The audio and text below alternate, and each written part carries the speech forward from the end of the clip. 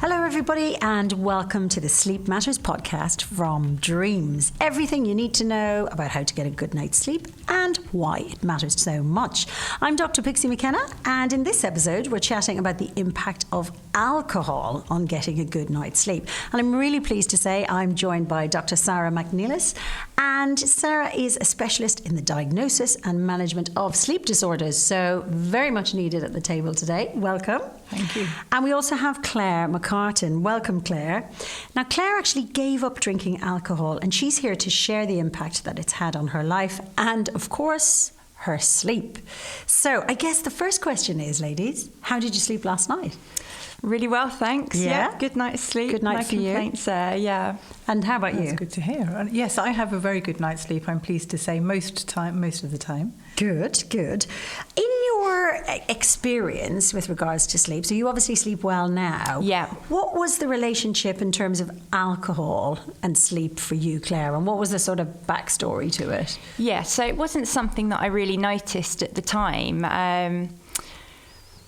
Probably, I started drinking as a teenager and drank throughout my 20s and my early 30s.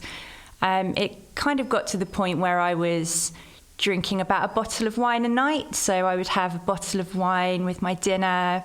Perhaps I would go out for a few drinks after work. I didn't think it was a huge amount to drink, but it was every day. And because it was such a pattern, my sleep wasn't really something that I thought about. So after drinking, I would probably go to sleep at about 11 o'clock and I would go to sleep quite quickly, almost sort of passing out. But then I would always wake up at about 3 or 4 in the morning and I would feel really anxious and I would kind of be like sweating, like having hot and cold flushes. But I just, again, because it was kind of every night, it wasn't a big deal and I would just go back to sleep and then I would wake up at 6:30 for work. But I would just feel a bit tired in the morning and tired throughout the day. So I think I was just quite tired all the time. And then I would sort of get through the day and I would perk up when I had another little glass of wine with my dinner in the evening. So it sort of turned into a bit of a pattern for me. So the slippery slope there, definitely, I think. I think that's a very common factor. We all feel after a stressful day we need something to relax us, and we know that alcohol has this kind of disinhibitory effect on the brain and takes away a lot of initial anxieties in small amounts. But if it's a regular event, then obviously it's going to impact on a lot of sleep processes which people weren't aware of for a while. And your research has shown us that this is actually quite an important factor in maintaining good sleep. I see a lot of patients who have similar stories with this, particularly those who are snorers. I see many snorers in my clinic, and a lot of snorers seem to always say their snoring is much worse, much louder after a night's drink. And do they join the dots between the alcohol and the sleep? Do you find patients? They often aren't as aware as I'd expect somebody to be, but I think the eventuality of when their sleep, their daytime function starts suffering, then they start trying to unpick what's going wrong with their sleep, and that's when people start thinking, is it the drink at night after with a meal, which is it not getting to bed on time, and there's a number of factors due to that. We know that alcohol, although it gets you off to sleep quite quickly, and a lot of patients of mine who can't sleep use it as a method, it does wake you up in the middle of the night because the effects wear off much faster. And the disruption you have with the patterns in sleep are slow to recover. So it's knocking us out because it's obviously got a sedative effect. But then once that wears off, yes. Is it that it's waking us up in the middle of a particular cycle, or it's giving us just rubbish sleep? The sleep that we're getting, I'm just guessing, is going to be rubbish sleep. It's not going to be quality sleep. It's not quality sleep. It's not natural sleep for sure. Mm-hmm. And what happens is that when you build up a disruption in sleep, you build it up as a debt. So if you have suppressed your natural sleep, it kind of catches up with you. And with alcohol particularly, in the middle of the night you wake up because whatever sleep it has artificially given you, it's not enough to continue sleep naturally. Right. So your body processes of sleep are out of sync. Okay. And there's a particular sort of process called process S that a lot has been spoken about. This is the process that makes us sleepy as the day goes on. Right. And if you drink alcohol, it boosts that process, but then that process wears off much more quickly, and then we burst up awake, as Claire has just suggested, at 3 a.m. Process S. I've never heard of that. Wow. And this is exactly the same process that we use coffee for, to try and stay awake. We kind of suppress that process by drinking coffee. Did you take coffee? I mean, how did you get through the day? Coffee, yeah. Definitely coffee, and also sort of probably eating a bit more junk food than I would now. So drinking sort of impacted on a lot of areas of my life.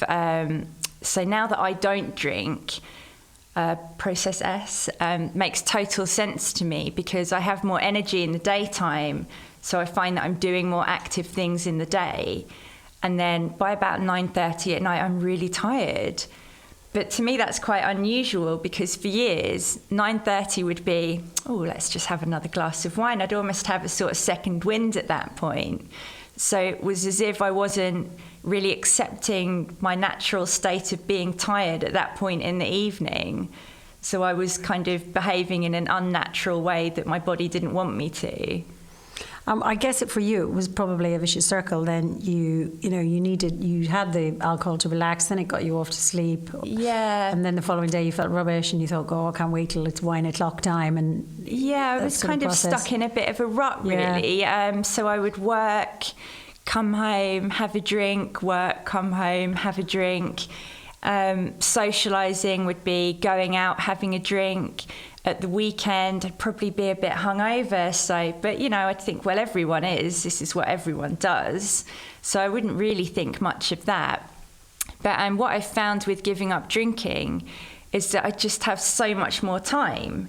And so I do different things with my time. I exercise. Because I've got more time, I do more cooking. So I found I really enjoy cooking, and that means that I eat more healthily. So it's really kind of like an all-over change in routines and habits. Your sleep is great now. Yeah, my sleep is really good. That's one of the first things I noticed when I gave up drinking, was that I would just sleep through the night without waking up feeling anxious. And that was a real revelation to me, because that was something that I'd been doing for years and years.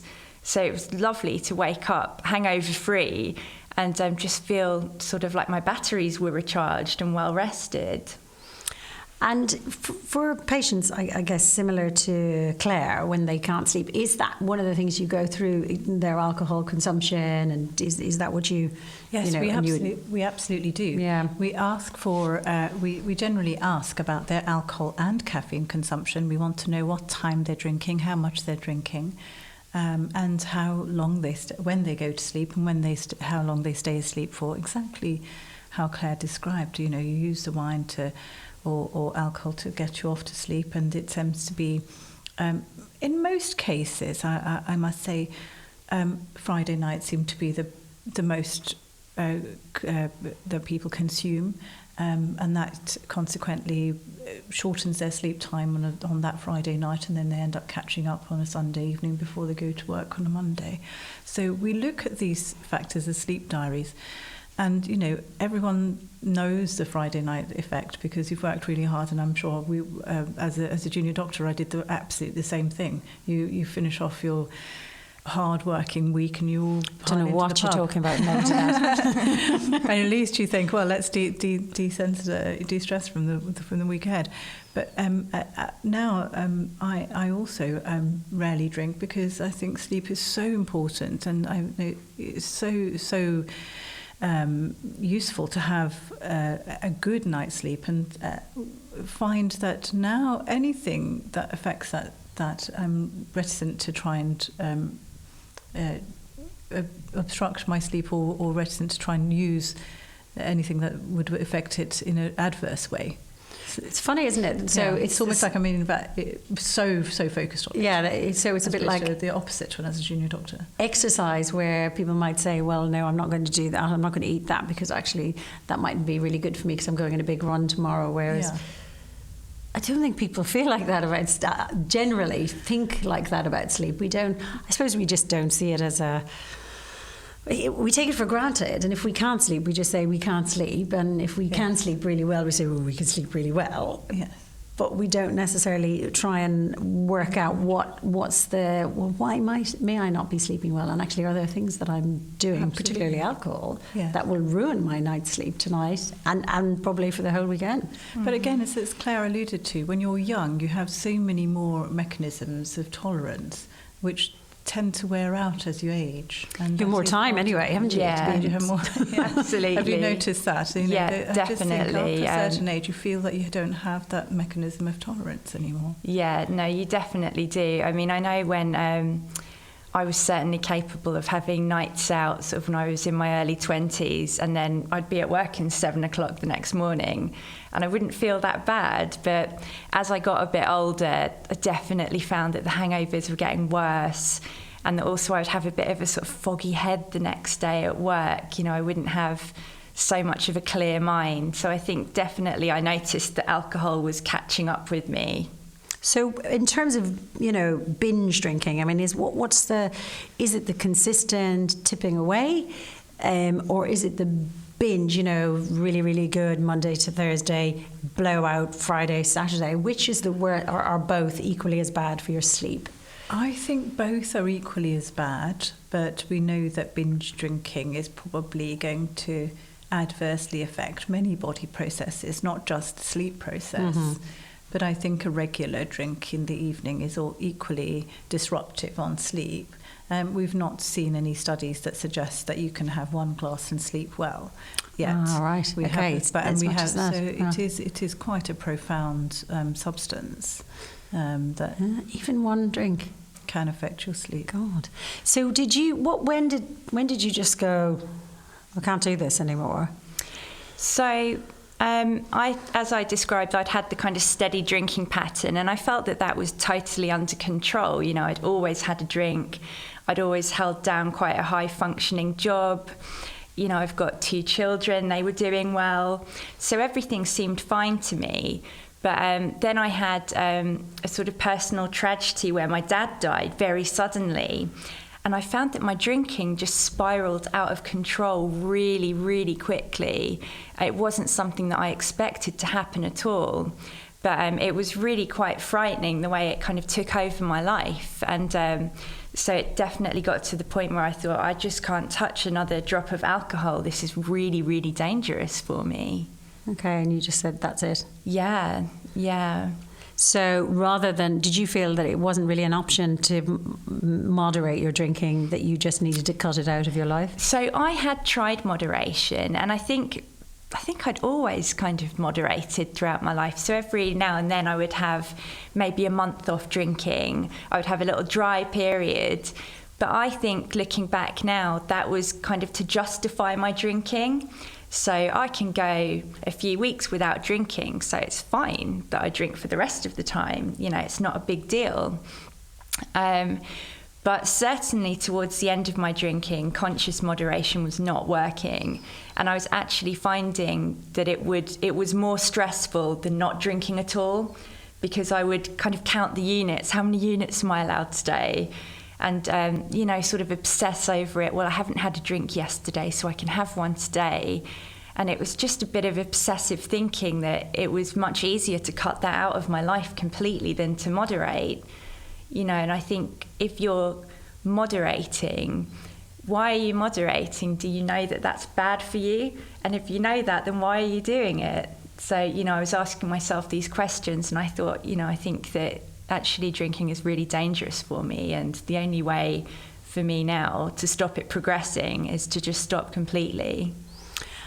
Would you see that in your patients, that they would rather, I mean, I know from my patients, most people will say, okay, I'll have 5 alcohol-free days, but I'm not giving up my weekend, or I'm not, I'll have one treat day in the week. I mean, do you find it difficult to make people give up completely? I do. I find it incredibly difficult to try and get people to give up drinking completely. And it does often take a significant event, such as they've lost their job or they've been, they've been moved into another room because, I come to just alcohol and snoring, because it seems to be a lot of my patients are heavy snorers with sleep disordered breathing and breathing problems at night, and want something social, such as you've been moved out of your bedroom, then they seek help.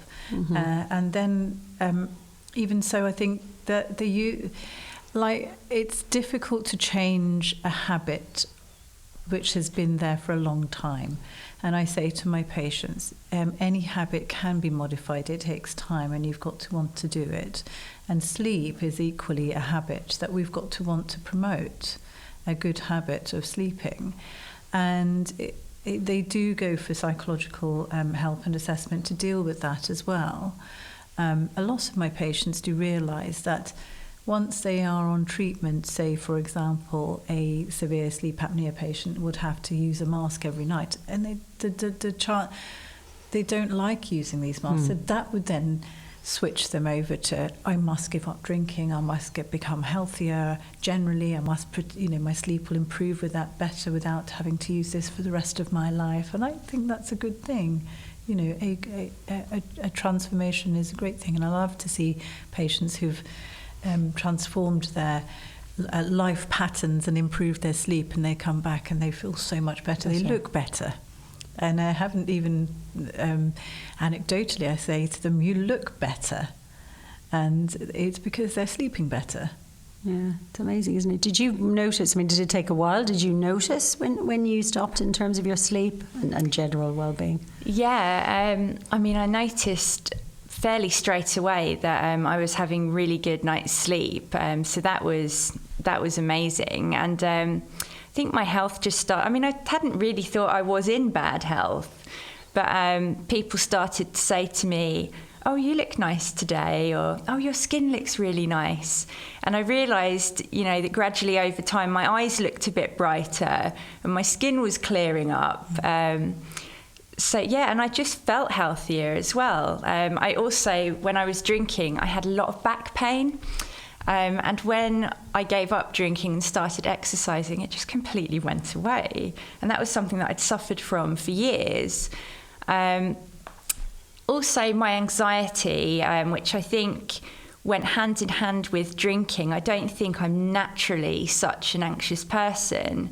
But with the drinking, that again became a sort of vicious cycle, because I would be more confident once I'd had a few drinks, but then I would need them to be confident. And so anxiety was caught up in that as well. So that also started to improve, and my confidence in general started to improve. But I think that was more a gradual process, which is why I kind of think dry January isn't really long enough. I think my first month giving up drinking, it was still very much focusing on not drinking. Whereas now I just know I'm not going to drink, so I can focus on staying healthy and doing other things and finding new hobbies, doing what I like, and finding out who I am really. But that first month, it was just like, right, I'm not going to drink. And so I think it's nice once you get over that phase and you accept that, and then you can move on from that. Because I suppose you go from that stage where you're not drinking to I don't drink. It's like that point. There must be a point at which you describe yourself as a non-drinker versus I'm off alcohol. Yeah, precisely. Yeah, and so I think, but the first month, it's just like I'm having a dry month. But then when you push past that, it just becomes a natural part of your life. So how long is it since you've had a drink? So it's been 2 years since I've had a drink. I'm going to ask you the question that everyone asks you. Do you miss it? No, honestly, I really, really don't. I really don't. And I've also met so many people who've given up drinking over the past 2 years, and they've been a mixture of people of different ages. Some have had, sort of alcoholic rock bottom. Others have just had their dry month and pushed past that and carried on with it because they liked it. And I've never met anyone who regrets giving it up. Yeah. Do you find it that your patients, when they remove alcohol as a part of the sleep issue, that it becomes much easier to get them to change other habits, to change other bad sleep habits? Yes, absolutely. It's part of the whole sleep hygiene routine. And although there isn't any strong evidence for the package of sleep hygiene, the first step of reduction or abstinence of alcohol is one step towards focusing on what is important, which is a good routine to promote good sleep. And it goes in hand with exercising at the right time, eating the right meals at the right time, and making sure you get regular bedtime hours and regular wake time hours to promote the natural process of a sleep. And patients who do struggle with this, and I'm sure, I don't know how many people do struggle with changing habits of that have developed over a long time. And I do say to them that, look, one step at a time. If you can do one thing at a time, just keep going. One thing, the next thing. Don't try and set yourself such a big, hard target of, I'm going to give up drinking completely. Start with, say, I'm going to cut off drinking at this point because it's going to affect my sleep after a certain amount of time, such as don't drink coffee until after 2 o'clock, ideally. Although there's a study that says coffee just at bedtime doesn't have as much effect on sleep as coffee 3 hours before bedtime. And I'm mentioning coffee because a lot of patients use coffee as an antidote to the alcoholic sedatives. You go out for a meal, you're feeling a bit sleepy by the end of the meal, and you have a coffee boost before to go home. Double espresso.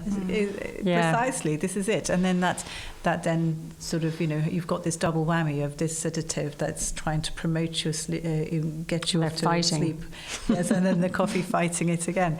So I say, look, cut it all out, and then take it out, take one step at a time.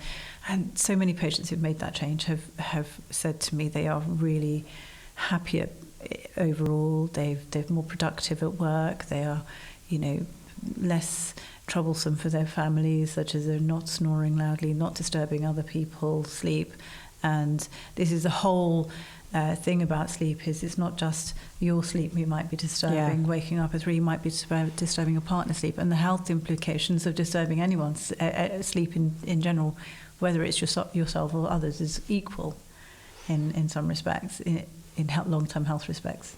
It's interesting, isn't it? Because I think there's a whole educational piece around alcohol and its relationship with sleep, because most of my patients, if they drink too much, will be worried about their liver, or they'll have come because they've done something foolish and they've got themselves into a situation which you have to try and get them out of, or there's an event.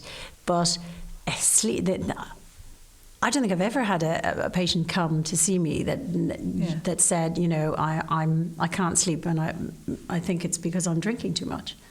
I know. They just don't make the link. They don't. There isn't it's very difficult to make that link because of the effects of alcohol getting you off to sleep. They don't realise that the getting off to sleep is only part of the whole sleep process. Staying asleep is as important as getting off to sleep. So people don't realise. They think the early morning awakening that Claire had already alluded to is due to something else.